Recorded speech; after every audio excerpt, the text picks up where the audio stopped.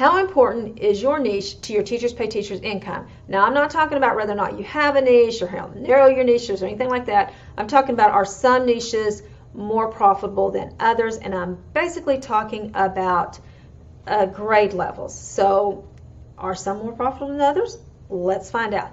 Hello everyone, my name is Sherry from Rolling Acres Education. Welcome to my channel, or welcome back if this is not your first time. And again, I'm not talking about whether or not you have a niche. In my opinion, whether or not you have a niche is up to you, because I think that if you're not happy with what you're doing and you're not enjoying with what you're doing, you're more likely to quit. So if creating whatever you feel in the moment is what's making you happy and it's making sales, then go for it. Whereas if you like that laser focus and you got a really, like, you know, 5th grade math, decimals, you know, whatever, that you're like really laser focused, then that's okay too. You know, mine's kind of general. I do have a niche, but it's, you know, pretty broad. It covers several grade levels and several subjects. So that's up to you. I think you got to do what makes you happy.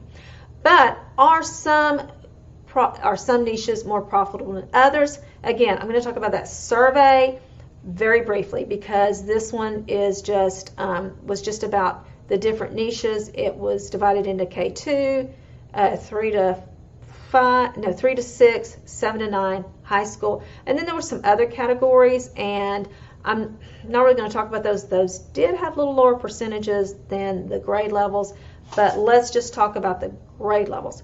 Now, the reason I'm sharing this is because the niche thing I felt was just a little bit misleading. Maybe not if you didn't listen to the podcast, because in the podcast they stated that the K2 seemed to be the most profitable of the niches. And in the sense that it had the most people making the most money, that was true. But that's because it was by far the largest group. The largest group was the K2 niche. It was K2, 3, 6, 7, 9, high school, and then some others.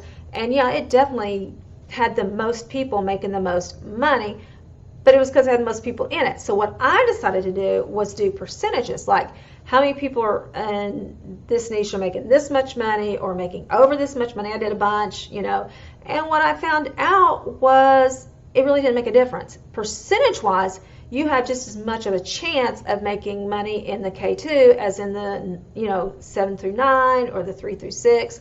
I'm going to say the other categories they had were a little lower, but none of them were like just way different than the others. It was only a few points separating them, and if you know anything about statistics, that's virtually dead even. You know, when you have numbers like 4% and 7%, you know, that's just not enough to make a difference.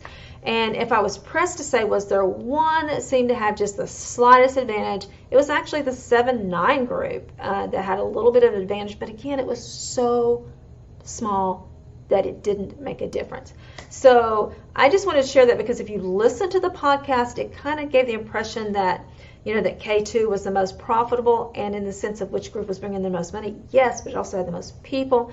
So I just don't think that niche itself is as important as persistence, being consistent, having the mindset, having the why, and all those things that I've shared in all these other videos. Turn out the products, put in the time, being willing to stick with it, don't give up, having that mindset, knowing your why.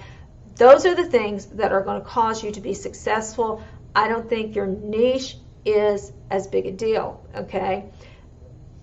I'm telling you, I did all kinds of things, and there was only one time that the 7-9, and I'm sorry, I don't remember what income group it was, and I wouldn't even tell if I did, because the point is, it wasn't enough to make a difference, okay? So whatever niche you're in, you have just as much chance of making a good income as any other niche. I'm going to say, you know, the speech was one, and like that PE and, you know, extracurricular activities.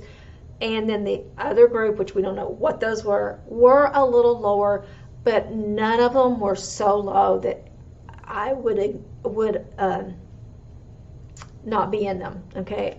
That I would avoid them. That's what I was trying to think of, that I would avoid them. So just remember, the most important thing is that you are putting in the time, putting in the work, and turning out the products and learning how to list them and all those kinds of things. And to just remember that you've got this, God's got you, and I'll see you in the next video. Bye-bye.